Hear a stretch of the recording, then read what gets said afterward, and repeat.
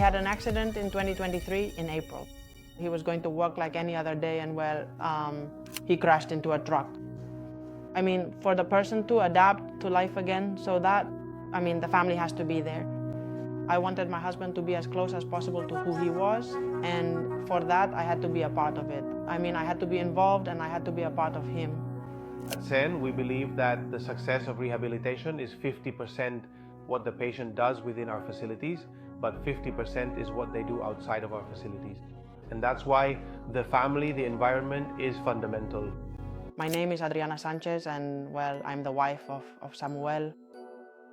He was hospitalized for 3 months. He has a severe traumatic brain injury. He also had an injury in both legs. After that, we were hospitalized for a year at Acepeo.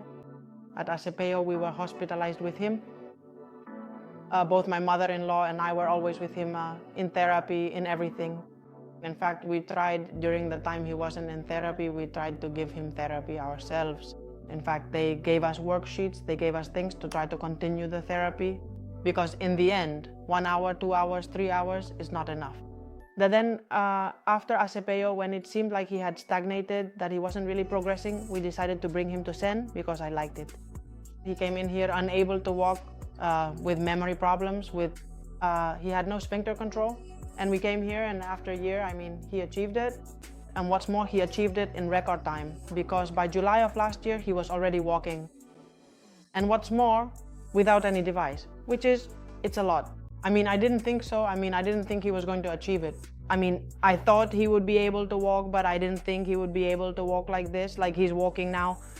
Well, in Samuel's case, one of the most important aspects of his rehabilitation has been that it was a joint effort of many professionals.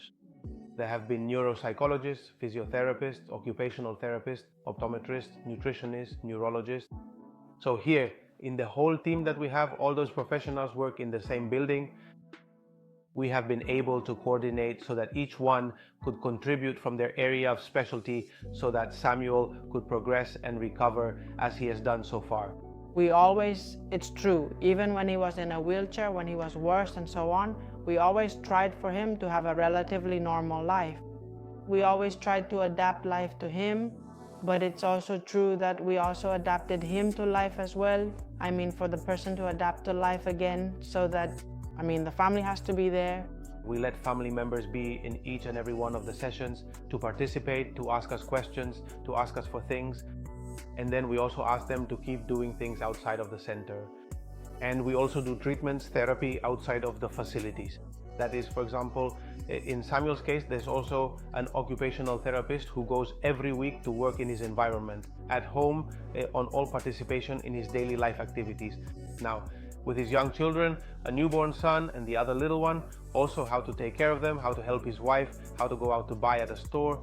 So all that is important, because in the end, it's what makes the person recover the life they had before, or as close as possible. After all, it's about life having meaning again. Sometimes it's the same, sometimes it's a bit different, sometimes it's very different, but in many cases, you can reach that point where you're happy with the life you have. Breaking limits in neurorehabilitation, changing lives.